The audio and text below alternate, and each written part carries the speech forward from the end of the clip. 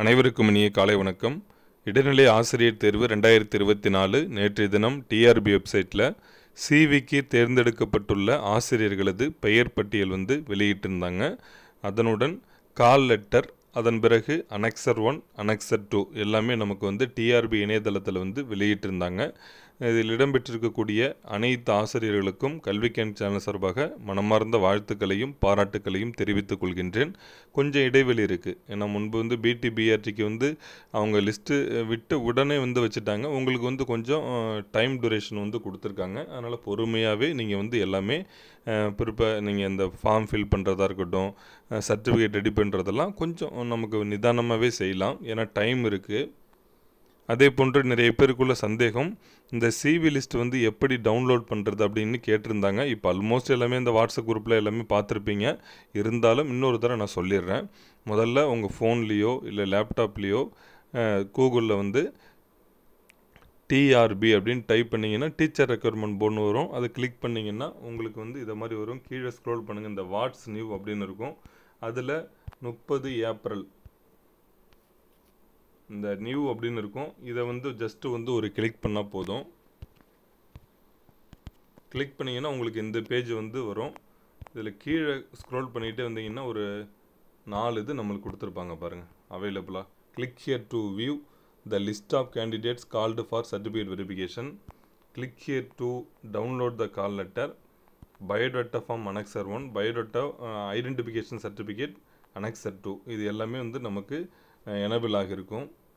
உங்களுக்கு இப்போ அந்த சிவி லிஸ்ட்டு டவுன்லோட் பண்ணணும் அப்படின்னா ஃபஸ்ட்டு இதில் கிளிக் பண்ணாலே சிவி லிஸ்ட்டு டவுன்லோட் ஆகிடும். இல்லை எனக்கு கால் லெட்டர் நான் எப்படி யார் யாருக்கெல்லாம் முதல்ல கால் லெட்டர் வந்திருக்கும் அப்படின்னு கேட்டிங்கன்னா, இந்த சிவி லிஸ்ட்டில் யார் யாருடைய பெயர் இடம்பெற்றிருக்கோ அவர்களுக்கு மட்டும்தான் அந்த கால் லெட்டர் எனேபிள் ஆகியிருக்கும்.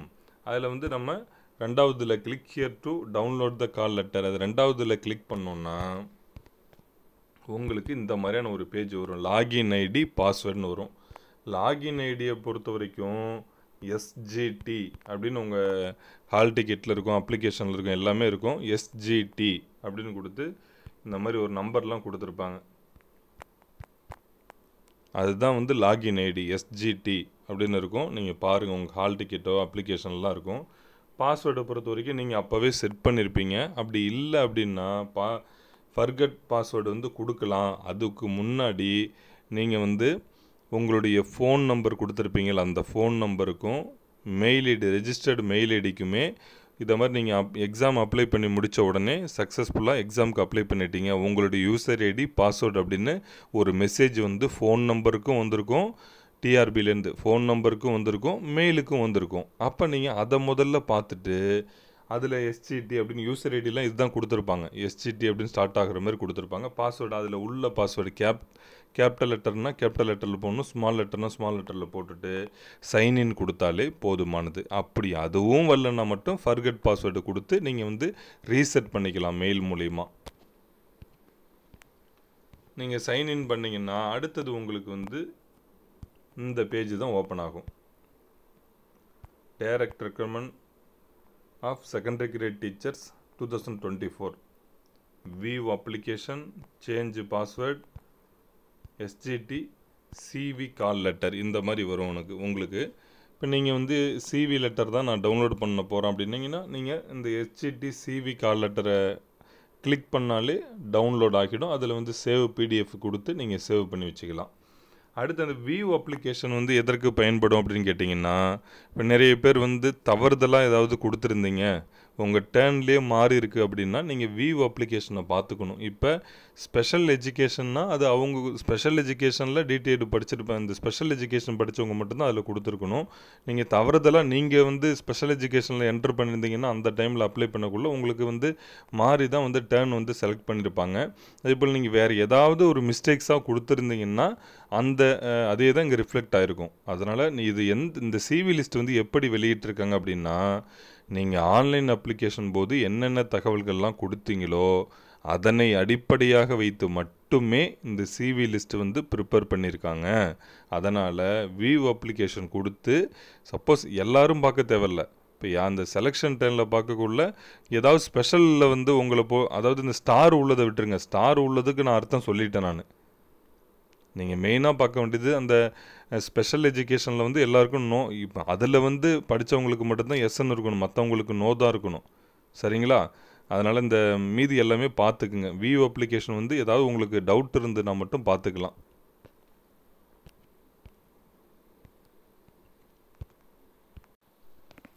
சரி, அடுத்ததாக நமக்கு கால் லெட்டர் வந்து என்ன எப்படி வரும், என்ன கொடுத்துருக்காங்க அப்படிங்கிறத பார்த்துக்கலாங்களா? கால் லெட்டர் வந்து டவுன்லோட் பண்ணக்குள்ள அதிலே கொடுத்துருக்காங்க பாருங்கள். எல்லா டீட்டெயிலுமே அதில் சப்ஜெக்டில் வந்து வந்திருக்கும்.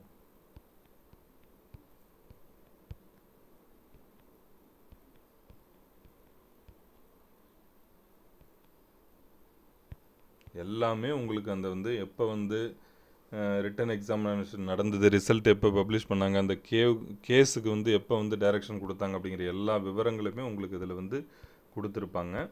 இதுதான் உங்களுக்கான கால் லெட்டர். முதல்ல உங்களுடைய பெயர் வந்து இடம்பெற்றிருக்கும். நல்லா பாருங்கள், முதல்ல உங்களுடைய பெயர் வந்திருக்கும். அடுத்து அப்ளிகேஷன் நம்பர், இதுதான் நீங்கள் சொன்னீங்க லாகின் ஐடி கேட்டிங்கள், அப்ளிகேஷன் நம்பர், ரோல் நம்பர் அவங்களே அதிலே வந்திருக்கும். மீடியம் வந்து எஸ்சிடி மீடியம் வந்து தமிழ் மீடியம். அதில் எந்த போர்டு நம்பர், ஏன்னா இப்போ நீங்கள் எந்த ஸ்கூலில் இல்லை எங்கே உங்களுக்கு வந்து சிவி நடக்குதுன்னு போட்டிருக்காங்களோ அந்த போர்டு நம்பர் அழகாக உங்களுக்கு வந்து வெளியிலே வந்து ஒட்டியிருப்பாங்க. ஒட்டினோடனே நீங்கள் கரெக்டாக அந்த 2வது ரூம் அப்படின்னா 2வது போர்டு நம்பருக்கு வந்து போயிட்டீங்கன்னா போதும். சரிங்களா? ஒரு போர்டுக்கு வந்து 20 பேர் அப்போ கூப்பிட்டுருந்தாங்க, அது எப்படி வேணாலும் இருக்கலாம். இப்போ சிவி டர்ன் உங்களை வந்து எந்த டர்ன் அடிப்படையில் கூப்பிட்ருக்காங்க அப்படின்னா ஜென்ரல் டர்ன்னா ஜிடின்னு இருக்கும். சரிங்களா? ஜிடிடின்னா ஜிடி தமிழ் மீடியம்னு இருக்கும். அந்த கடைசியில் டி வந்து தமிழ் மீடியம், அவ்வளவுதான். சரிங்களா? இதுதான் வந்து நான் ஏற்கனவே அந்த ஸ்டார் கொடுத்ததுக்கெல்லாம் தெளிவாக சொல்லிட்டேன். அதை பற்றி நீங்கள் ஒரி பண்ணிக்கவே வேணாம். நமக்கு வந்து ரேங்க் நம்பர் தான் முக்கியமே தவிர அந்த எதில் செலக்ட் பண்ணியிருக்காங்க அப்படிங்கிறதுலாம் பெரிய விஷயம் இல்லை. அதுக்கான விளக்கத்தை நான் கொடுத்துட்டேன். அதை பற்றி யோசிக்கக்கூடாது. அது வந்து ஜஸ்ட்டு அந்த டேர்னில் நாங்கள் ஒரு சீட்டு அலாட் பண்ணியிருந்தோம், அந்த கேட்டகரியில் ஆள் இல்லை, அதனால் நாங்கள் அந்த இடத்தையும் வந்து நான் வந்து ஃபில் பண்ணிட்டோம் அப்படிங்கிறதுக்கு காட்டுறதுக்கு தான் அந்த ஸ்டார் வந்து மென்ஷன் பண்ணியிருப்பாங்க. அது உங்களுக்கு நான் தெளிவாக சொல்லிட்டேன். அந்த ஸ்டார் கொடுத்ததுக்கெல்லாம் இதுதான் வந்து அர்த்தம்.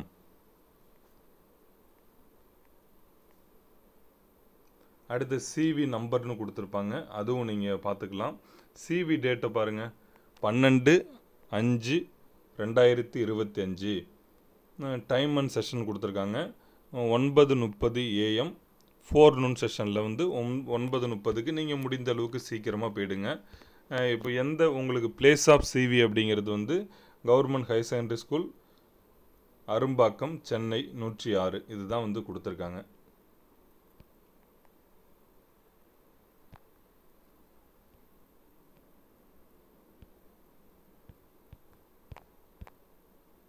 இதில் உங்களுக்கு எந்த டேட்டில் நடக்குது, என்னைக்கு அப்படிங்கிற எல்லா விவரங்களுமே நமக்கு வந்து கொடுத்துருக்காங்க. சிவி டேட்டு நம்மளுக்கு வெப்சைட்லேயுமே இது சார்ந்து தெளிவான விளக்கமுமே நம்மளுக்கு கொடுத்துருவாங்க. உங்களுக்கு வேறு ஏதாவது கொரிஸ் இருந்தாலும் கூட நீங்கள் டிஆர்பி ஹெல்ப்லைனுக்கு வந்து தொடர்பு கொண்டு பேசலாம். இதிலே உங்களுக்கு டீட்டெயிலாக கொடுத்துருக்காங்க பாருங்கள்.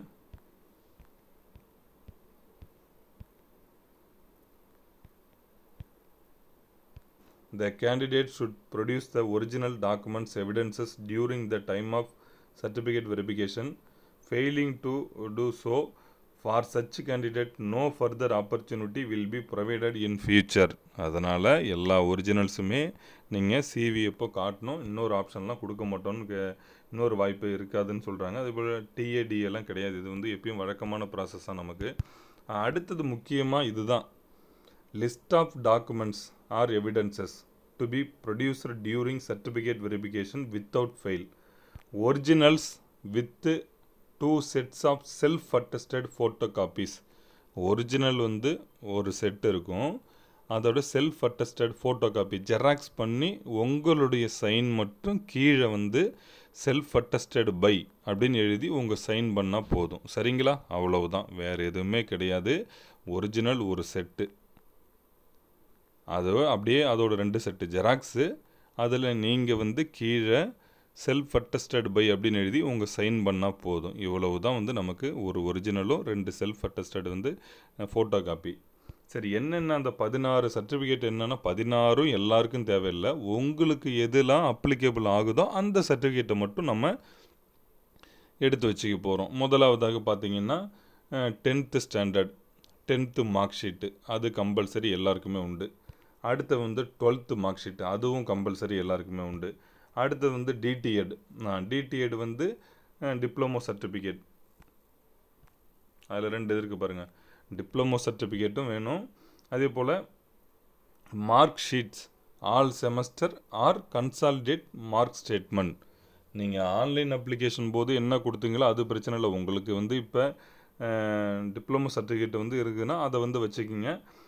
மார்க் ஷீட்டு வந்து செமஸ்டர் வைஸ் மார்க் ஷீட் இருந்தாலும் ஓகே, அது இல்லைனாலும் கன்சாலிடேட் மார்க் ஸ்டேட்மெண்ட் இருந்ததுன்னா அதை மட்டும் வச்சுக்கிட்டால் போதும். கன்சாலிடேட் மார்க் ஸ்டேட்மெண்ட் இருந்தால் அது வச்சுக்க போகிறோம். அப்படி இல்லைன்னா செமஸ்டர் வைஸ் மார்க் ஷீட்டை வந்து நம்ம வச்சுக்க போகிறோம். டிப்ளமோ சர்டிஃபிகேட்டு கொடுத்துருப்பாங்க, அதுவும் மார்க் ஷீட் ரெண்டுமே நமக்கு வந்து இதுவும் கம்பல்சரி எல்லாருக்குமே உண்டு. அடுத்ததெல்லாம் வந்து நீங்கள் வந்து பேச்சுலர் ஆஃப் எலிமெண்ட்ரி எஜுகேஷன், இது நீங்கள் எது நீங்கள் வந்து அப்ளிகபிளோ, நீங்கள் எது ஆன்லைனில் கொடுத்து அப்ளை பண்ணீங்களோ அதற்குரிய சான்றிதழ்கள் வந்து எல்லாருக்குமே இருக்கணும்.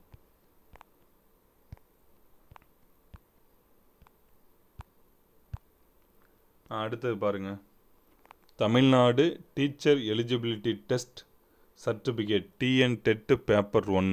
நீங்கள் வந்து எந்த வருடம் டெட்டு வந்து பாஸ் ஆனீங்களோ அந்த டெட்டு பாஸ் சர்டிஃபிகேட் வந்து கண்டிப்பாக வச்சுருக்கணும். ஒரிஜினல்லாம் ஒன்றும் இல்லை, அப்படி நார்மலாக நீங்கள் எல்லாமே ஒரே நீங்கள் ஆன்லைனில் இந்த பிரிண்ட் எடுத்தீங்கல்ல அதுதான் ஒரிஜினல், அதுதான் ஜெராக்ஸு. வேணும்னா ஒரிஜினல் அப்படிங்கிறதுக்கு வேறுபடுத்தி காட்டுறதுக்காக கலர் பிரிண்ட் வேணால் எடுத்துக்கலாம், அவ்வளவுதான். அது ஒன்றும் பெரிய விஷயம் கிடையாது. கலர் பிரிண்ட் எடுத்துக்கிட்டிங்கன்னா அது ஒரிஜினலாக வச்சுக்கலாம் நம்ம. இல்லை மற்றது வந்து பிளாக் அண்ட் ஒயிட்டில் எடுத்திங்கன்னா ஜெராக்ஸில் வச்சுக்க போகிறோம். இல்லைன்னா நீங்கள் அந்த 3மே ஒரே மாதிரி இருக்கலாம், அதனால் ஒன்றும் தப்பே கிடையாது. சரிங்களா? அதில் வந்து எந்த இயர் பாஸ் பண்ணீங்களோ அதுக்குரிய சர்டிஃபிகேட் வந்து வச்சுக்கணும். எதை வந்து நீங்கள் உள்ளீடு செஞ்சீங்களோ அதையும் நீங்கள் அதை தான் வந்து அவங்க எடுத்துப்பாங்க, அதையும் நீங்கள் வச்சுக்கிங்க. இன்கேஸ் 2022 டெட்டு பேப்பர் 1 யாராவது பாஸ் பண்ணியிருந்தீங்கன்னா அவங்களுக்கு வந்து அதில் டெட்டு பாஸ் சர்டிஃபிகேட்டில் வந்து மார்க் இருக்காதுன்னு நினைக்கிறேன். அப்படி மார்க் இல்லைன்னா ஸ்கோர் கார்டு வந்து மேபி இருந்ததுன்னா தான் மட்டும்தான் 2022 பாஸ் பண்ணவங்களுக்கு மார்க் வந்து சர்டிஃபிகேட்டில் இல்லைன்னா ஸ்கோர் கார்டு இருந்தால் பாருங்கள். ஸ்கோர் கார்டு வந்து அப்போ வெளியிட்டாங்க, அது இருந்ததுன்னா ஒரு காப்பி வந்து வச்சுக்கிங்க. அது வந்து கம்பல்சரி எல்லா ரூம்லையும் கேட்கல, ஒரு சில ரூமில் கேட்டாங்க. அப்படி இல்லைனாலும் ஒன்றும் பெருசாக எடுத்துக்க மாட்டாங்க. நீங்கள் சொல்லணும் எங்களுக்கு வந்து டிஆர்பியே இப்படி தான் சர்டிஃபிகேட் வந்து இஷ்யூ பண்ணாங்க அப்படின்னு நீங்கள் சொல்லிட்டாலே அவங்க புரிஞ்சுப்பாங்க. சரிங்களா? எல்லாருக்குமே 2022 அப்படி தான் வந்தது, இனிஷியல் இல்லாமல் இருந்தது அப்படின்னு சொன்னீங்கன்னா அவங்க மென்ஷன் பண்ணி இனிஷியலாக நீங்கள் வந்து மாற்றிக்க சொல்லணும் அவங்கக்கிட்ட. ஏன்னா அவங்க நோட் பண்ணிக்கிட்டு அப்புறம் அதே பேர் நேமோடய உங்களுக்கு ப்ரொஃபஷனல் லிஸ்ட்டில் வரும், அதுக்கப்புறம் அப்பாயின்மெண்ட் ஆர்டரில் வரும், அது பெரிய அதனால் நீங்கள் நேமில் வந்து இனிஷியல் வந்து இல்லைனாலும் கூட நீங்கள் சொல்லி அவங்க வந்து மாற்றிக்க சொல்லுவாங்க. அதனால் ஒன்றும் கிடையாது. அடுத்தது பார்த்தீங்கன்னா government orders issued for the equivalence. இதெல்லாம் வந்து யார் யாருக்கு அப்ளிகபிளோ அவங்க மட்டும் இருந்தால் போதும். அடுத்து வந்து PSTM certificate for first standard to SSLC, higher secondary, diploma, UG or its equivalent degrees. PSTM certificate இருக்கிறவங்க அதை வந்து வச்சுக்கணும் நம்ம. அடுத்து வந்து பாருங்கள் community certificate issued in father's name. நல்லா தெளிவாக கொடுத்துட்டாங்க, community certificate issued in father's நேம்னு. அடுத்தது காமனாக அடுத்து பார்த்தீங்கன்னா டிசபிலிட்டி சர்டிஃபிகேட். இது யாராவது கொடுத்துருந்தீங்கன்னா அதற்குரிய சர்டிஃபிகேட் வந்து இருக்கணும். அடுத்து டெஸ்டிடியூட் விடோ சர்டிஃபிகேட். இதுவுமே யாரெல்லாம் ஆன்லைன் அப்ளிகேஷன் போது கொடுத்தீங்களோ அவங்க சப்மிட் பண்ணணும். எக்ஸ் சர்வீஸ்மேன் சர்டிஃபிகேட்டு அதுவுமே இதெல்லாம் வந்து நீங்கள் கொடுத்தவங்களுக்கு மட்டும்தான். நோ அப்ஜெக்ஷன் சர்டிஃபிகேட் அப்படின்னா நீங்கள் ஆல்ரெடி சர்வீஸில் இருக்கீங்க, ஆல்ரெடி கவர்மெண்ட் சர்வீஸில் இருக்கிறவங்களுக்கு என்ஓசி வந்து அப்ளை பண்ணியிருப்பாங்க. அப்படின்னா கூட வாங்கி அதுக்கு வந்து எடுத்துகிட்டு போயிடுங்க, அவங்க ஹெட் ஆஃப் டிபார்ட்மெண்ட்டில் வாங்கினது. Conduct certificate from head of the institution last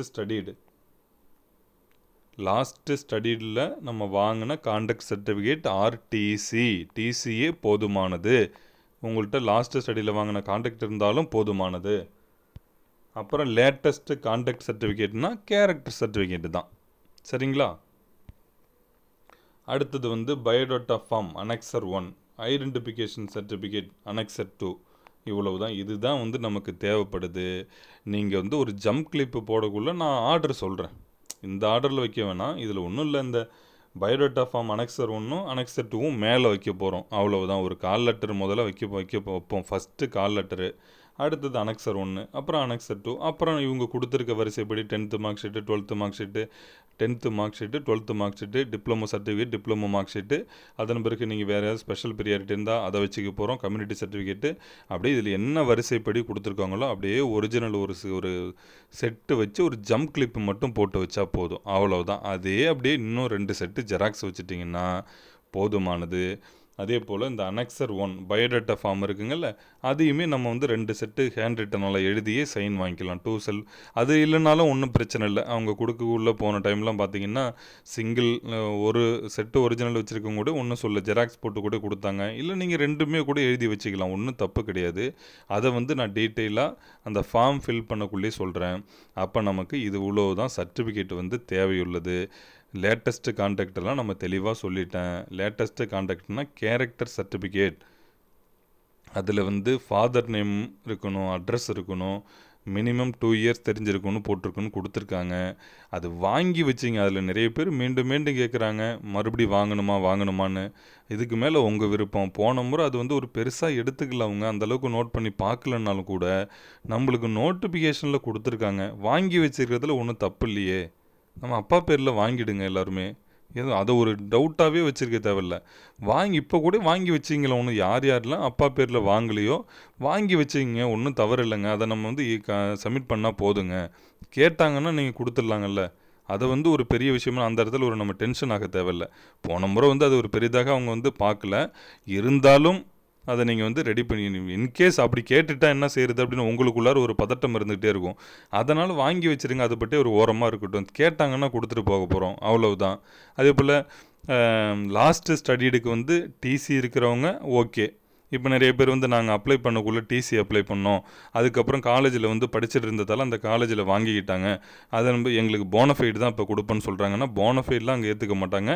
நீங்கள் கான்டாக்ட் சர்டிஃபிகேட்டே போதுமானது, ஓகேங்களா? அதனால் டிசி தான் அப்லோடு பண்ணால் அதே டிசி தான் இங்கே காட்டணுங்கிறதெல்லாம் ஒன்றும் கட்டாயம் கிடையாது.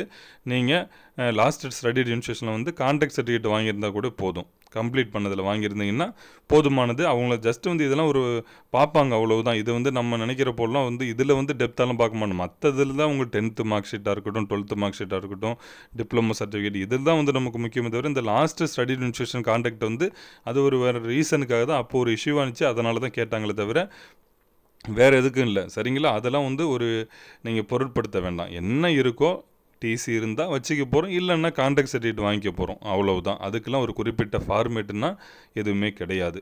உங்களுக்கு ஸ்பெஷல் ப்ரியாரிட்டி இருந்ததுன்னா அதற்குரிய சர்டிஃபிகேட்லாம் நம்ம வச்சுக்க போகிறோம். இவ்வளவு தான் வந்து நமக்கு வந்து இந்த சிவிக்கு வந்து ரெடி ஆகிடலாம். இவ்வளவு தான். அடுத்தது பார்த்தோன்னா நமக்கு இந்த அனெக்சர் 1 எப்படி ஃபில் பண்ணுறது, அனெக்சர் 2 எப்படி ஃபில் பண்ணுறது அப்படிங்கிறத அடுத்த வீடியோவில் நான் வந்து தெளிவாக விளக்கி சொல்கிறேன். நம்ம சேனலை வந்து தொடர்ந்து ஃபாலோ பண்ணுங்கள். அதே போன்று இந்த சிவி லிஸ்ட்டில் வந்து நிறைய பேருக்கு வந்து நிறைய டவுட்டு கேட்குறாங்க. நான் தெளிவாக விளக்கி சொல்ல முடியும், அது வேணாம், உங்களுக்கே புரிஞ்சிருக்குன்னு நினைக்கிறேன். இப்போ நமக்கு வந்து 2768 இடங்கள் அப்படின்னா கரெக்டாக ஒரு போஸ்ட்டுக்கு வந்து 1.25 ஆசிரியர்கள் கூப்பிடணும் அப்படின்னா 2768 × 1.25 அப்படின்னு நம்ம வந்து மல்டிபிள் பண்ணி பார்த்து அதில் உள்ள நம்பரே மேட்ச் ஆகும்னு சொல்ல முடியாது. ஏன்னா ஒரு சில கேட்டகரி, ஒரு சில இதில் வந்து ஆட்களே இல்லாத பட்சத்தில் நார்மலாக இருக்கிறவங்கள மட்டும்தான் கூப்பிட்ருப்பாங்க.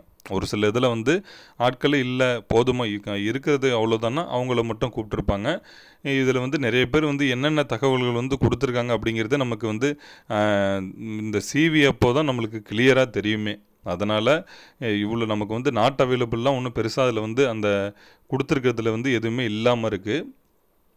இப்போ இதில் யார் யாருக்கெல்லாம் ஜாப் கிடைக்கும் அப்படின்னு சொல்லி கேட்குறாங்க. நீங்கள் செக் பண்ணணுன்னா, உங்களுக்கு கிடைக்குமா அப்படிங்கிறத செக் பண்ணணுன்னா நீங்கள் தான் வந்து தேடணும். நோட்டிஃபிகேஷனை வச்சுக்கிட்டு ஜென்ரல் டெனில் GT Tamil medium, GT women Tamil medium, GT exservicemen, அதெல்லாம் எத்தனை சீட் இருக்குதுன்னு எண்ணி பார்க்குறோம். எண்ணி பார்த்துட்டு அவ்வளோ சீட் இருக்குன்னா, இப்போ ஒரு உதாரணத்துக்கு தான் நான் சொல்கிறேன், நான் ஒன்றும் அக்யூரேட்டாக சொல்ல. இப்போ 2768 போஸ்ட்டில் ஒரு 700 இடங்கள் இருக்குது அப்படின்னா நீங்கள் அந்த பிளேஸ் எல்லாம் விட்டுட்டு அதன் பிறகு வந்து கீழே இருந்து உங்கள் கம்யூனிட்டியில் வந்து எத்தனை சீட் இருக்கோ அதை வந்து அந்த முடிச்சதுலேருந்து அடுத்த நம்பர்லேருந்து உங்கள் கேட்டகரியை மட்டும் எண்ணிக்கிட்டே வரணும். உங்கள் கேட்டகரியை மட்டும் இந்த ஜிடி போக அடுத்த நம்பர்லேருந்து வந்து நம்ம ஜிடின்னா எல்லா ஜிடியும் விட்டுறக்கூடாது. ஜிடியிலுமே நம்மளுக்கு எக்ஸ்ட்ரா கூப்பிட்ருப்பாங்க. ஜிடியில் எவ்வளவு இடங்கள் இருக்குன்னா அப்படியே அவ்வளோ இடங்கள் தான் ஜிடியில் அலாட் பண்ணியிருக்காங்கிறது கிடையாது. அதுலேயும் கூடுதலாக தான் அலாட் பண்ணியிருப்பாங்க. அப்போ அதில் வந்து அதுலேயும் ஜிடியில் அலாட் பண்ணியிருக்காங்க. கடைசியில் பாட்டமில் கொஞ்சம் பேர் வந்து அவங்கவுங்க கேட்டகரிக்கு வந்து வருவாங்க. அப்போ நம்ம எப்படி பார்க்கணும், நோட்டிஃபிகேஷன் எடுத்துக்கிட்டு அதில் எல்லா வேக்கண்ட்டுமே பாருங்கள், அட்டென்டம் விட்டது அதுக்கு முன்னாடி வந்ததெல்லாம் கால்குலேட் பண்ணி என்னென்ன எவ்வளோ காலியிடங்கள் இருக்குது அப்படிங்கிறதெல்லாம் பார்த்துட்டு அதெல்லாம் விட்டது அந்த ஜென்ரல் டைம்லாம் அங்கே இருக்கிறது கவுண்டெல்லாம் பார்த்துட்டு அடுத்தது அந்த ஜென்ரல்லாம் முடிஞ்சிச்சுன்னா அங்கே கொடுத்துருக்க சீட்டு எவ்வளோ சீட்டு வந்து கொடுத்துருந்தாங்களோ அதெல்லாம் முடிஞ்ச பிறகு அடுத்த நம்பர்லேருந்து பார்க்கணும். உங்கள் கேட்டகரியில் பார்க்கணும் எவ்வளோ சீட்டுங்கிறது பார்க்கணும். அது வந்து இப்போ உதாரணத்துக்கு நீங்கள் வந்து ஒரு பிசி கேட்டகரினா BC Tamil medium, BC women Tamil மீடியம்லாம் இருக்கும். அதெல்லாம் டோட்டலாக சீட் எத்தனைன்னு எண்ணி பார்த்துட்டு அந்த நம்பருக்குள்ளே நீங்கள் வந்துட்டிங்கன்னா போதும். ஓகே தான், சரிங்களா. இது வந்து தமிழ் மீடியம் வந்து ஒரு பெரிய ரோல் பண்ணல, ஒன்று பெருசாக இருக்காதுன்னு தான் நம்ம அப்பயே சொன்னோம். அதே மாதிரி தான் இருக்குது. அதனால் அந்த டோட்டல் வேக்கண்ட்டியை கால்குலேட் பண்ணிவிட்டு அந்த நம்பருக்குள்ளே ஜென்ரல் 10க்கு முடிஞ்சு எத்தனை சீட் இருக்கோ அந்த சீட்டு முடிஞ்சது அடுத்த சீட்லேருந்து அந்த கம்யூனல் செலெக்ஷன் 10 CV 10ங்கிறதுல உங்கள் கேட்டகரியை மட்டும் கவுண்ட் பண்ணிக்கிட்டே வந்தீங்கன்னா அந்த டோட்டல் வேக்கண்ட்டுக்குள்ளார உங்கள் கேட்டகரியில் இருக்கக்கூடிய வேக்கண்ட்டுக்குள்ளார வந்துட்டிங்கன்னா உங்களுக்கு வந்து கண்டிப்பாக கிடைச்சிரும். சரிங்களா. அதனால் அதை பற்றிலாம் இப்போ யோசிக்க வேணாம். ஏன்னா அது மாதிரி நம்ம வந்து ஆராய்ந்தெல்லாம் ஒவ்வொரு இதாக பார்க்க முடியாது. நீங்கள் வேணால் பார்த்துக்குங்க. எல்லாருமே முதல்ல சிவியை நல்லபடியாக கம்ப்ளீட் பண்ணுங்கள். எது வேணாலும் நடக்கலாம். அதனால் நம்பிக்கையோடு இருங்க. சிவிக்கு என்னென்ன வேணும் அப்படிங்கிறது சொல்லியாச்சு. அதற்கு உங்களை நீங்கள் தயார்படுத்தி கொள்ளுங்கள். அனைவருக்கும் மிக்க நன்றி.